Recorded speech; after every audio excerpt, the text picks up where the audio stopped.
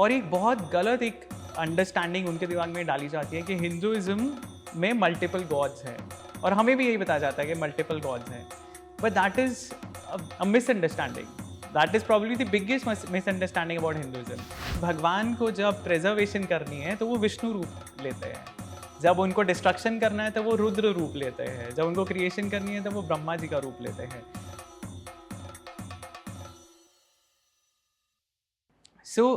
जो कॉन्सेप्ट है बेसिक, हमें तो ये समझना है कि सारे अलग अलग फॉर्म्स एक ही भगवान के हैं, एक ही काफ़ी टाइम हिंदुइज्म की क्रिटिसिज्म होती है कि Hinduism it's not monotheistic, it's polytheistic, कि हम बहुत सारे देवताओं की पूजा उपासना करते हैं.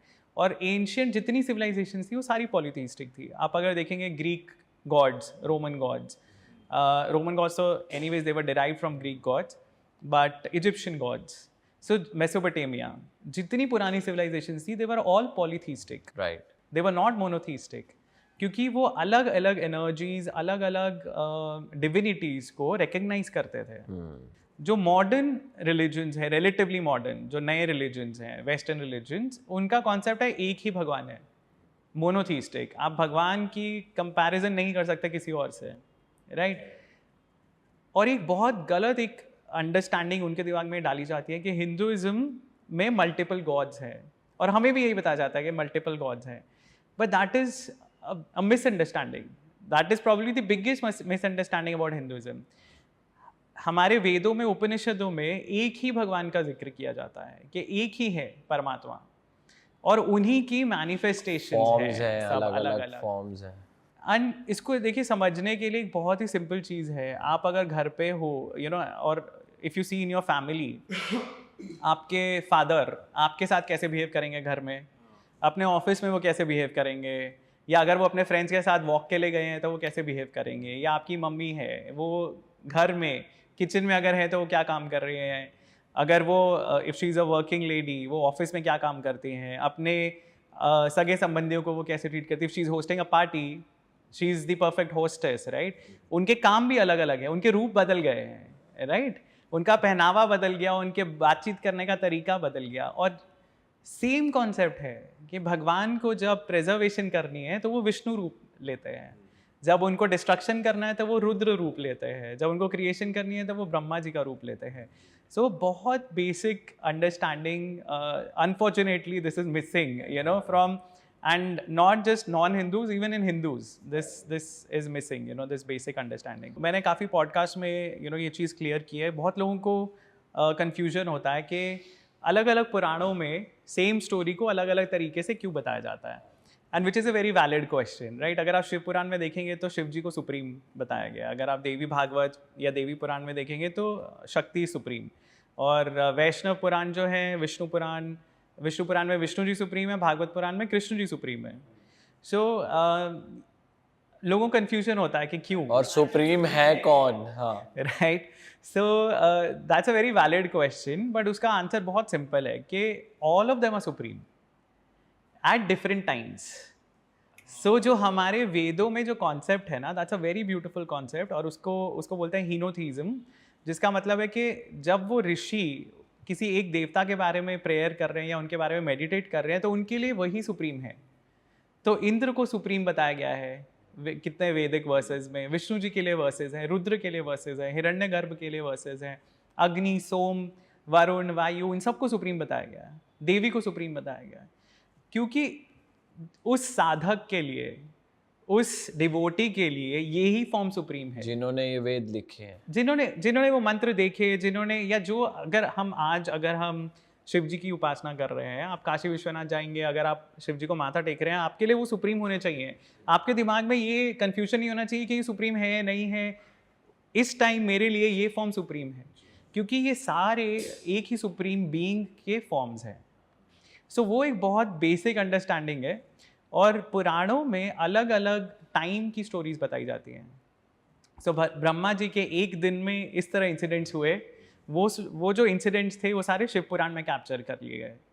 एक और दिन में जो उनके इंसिडेंट्स हुए वो देवी भागवत पुराण में कैप्चर किए, किसी और दिन में जो इंसिडेंट्स हुए वो विष्णु पुराण में कैप्चर किए. सो उस दिन पे इस देवता की या देवी की रिस्पॉन्सिबिलिटी थी सारी चीज़ें मेंटेन करना, तो वो उस दिन के लिए सुप्रीम थे, उस कल्प के लिए, इसीलिए उस पुराण में उनको सुप्रीम बताया जाता है। बट कोई ऐसा कंपटीशन नहीं है देवी देवताओं के बीच सर में। देखा जाए तो एनर्जी तो एक ही है। कंपटीशन सर ये लोग कर देते थोड़ा ना, ऑडियंस कर देती है। ऑडियंस कर देती है, और एक्चुअली क्योंकि इग्नोरेंस है, ये नॉलेज हमें नहीं बताई जाती। ये बहुत ही बेसिक चीज़ है, और ये शिव पुराण में भी बताई गई है कि अलग अलग कल्पों में ब्रह्मा, विष्णु और शिव एक दूसरे से प्रकट होते हैं अलग अलग, और जिस कल्प में शिव जी सबसे पहले आए, उस कल्प की कहानियों में शिव जी को सुप्रीम बताया गया है। सेम फॉर विष्णु जी या देवी या अलग अलग जो फॉर्म्स है। सो जैसे विष्णु और लक्ष्मी है, या ब्रह्मा और सरस्वती है। सो अगर आप देखेंगे उनकी जो क्वालिटीज़ है ना, दे आर कॉम्प्लीमेंट्री। सो विष्णु जी किस चीज़ के देवता है? वो प्रिजर्वेशन के देवता है। अगर प्रिजर्वेशन होगी तो ही फॉर्च्यून मिलेगा, राइट? तो Lakshmi and Vishnu are complementary to each other. Brahma and Saraswati similarly, Brahma ji represents intellect, knowledge, and Saraswati reflects creativity.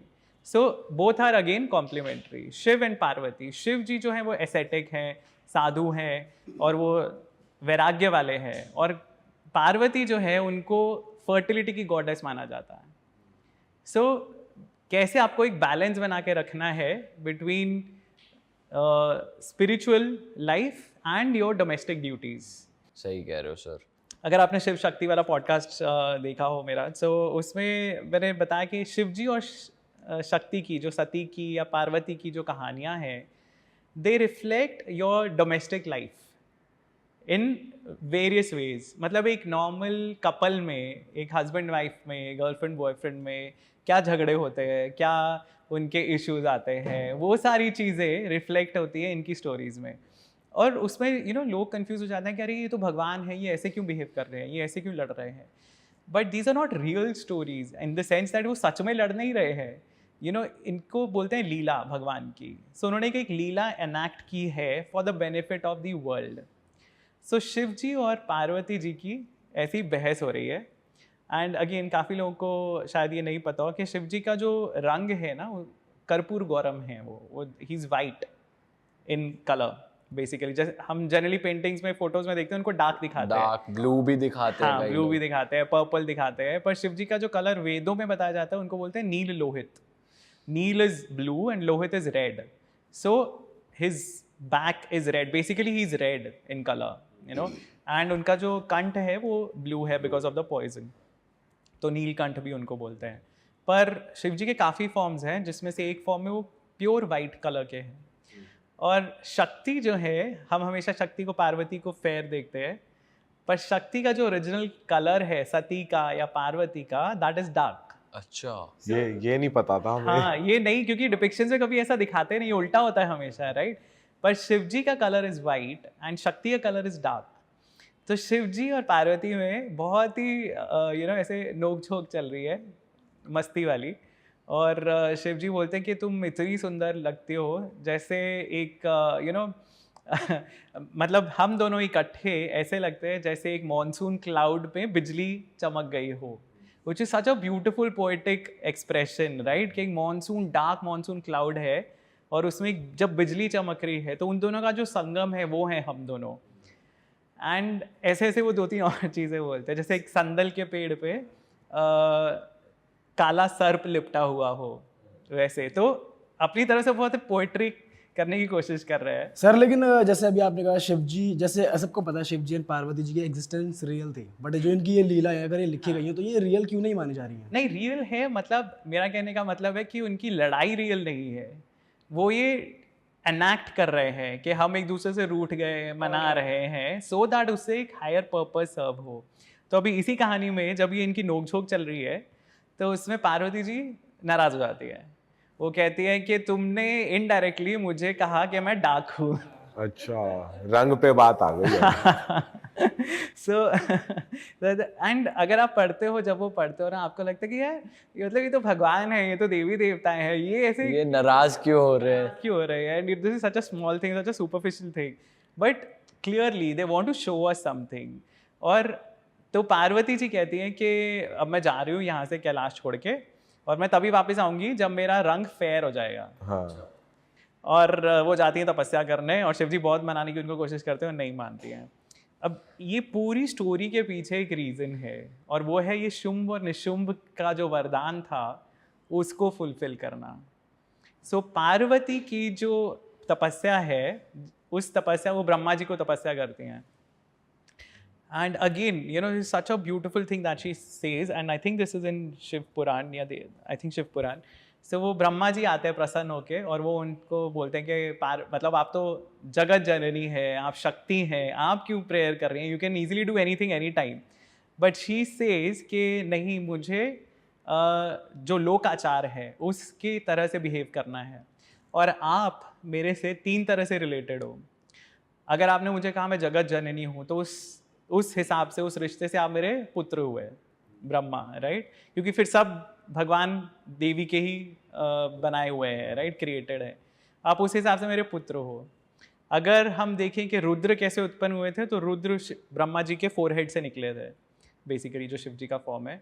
सो वो बोलते हैं अगर हम उस रिलेशनशिप को देखें तो आप मेरे ससुर हो। और अगर हम जो अभी उनका बर्थ है सती का या पार्वती का, तो उसमें जो उनके पिता हैं, he is related to Brahma ji. Brahma ji के पुत्र दक्ष थे, उनकी बेटी थी सती, तो उस हिसाब से आप मेरे दादा भी हुए। सो आई हैव टू फॉलो लोकाचार और मैं अपने बड़ों से कुछ मांग रही हूँ। और ब्रह्मा जी बोलते हैं कि आपको जो चाहिए आप बताओ, और वो बोलते हैं कि I want to be fair, क्योंकि मेरे को शिव जी ने बोला कि मैं काली हूँ। तो ब्रह्मा जी कहते हैं, ब्रह्मा आई थिंक वो गंगा जल छिड़कते हैं, कुछ ऐसा है स्टोरी में। और पार्वती जी का जो आउटर शीथ है वो सेपरेट होके एक अलग देवी बन जाती हैं।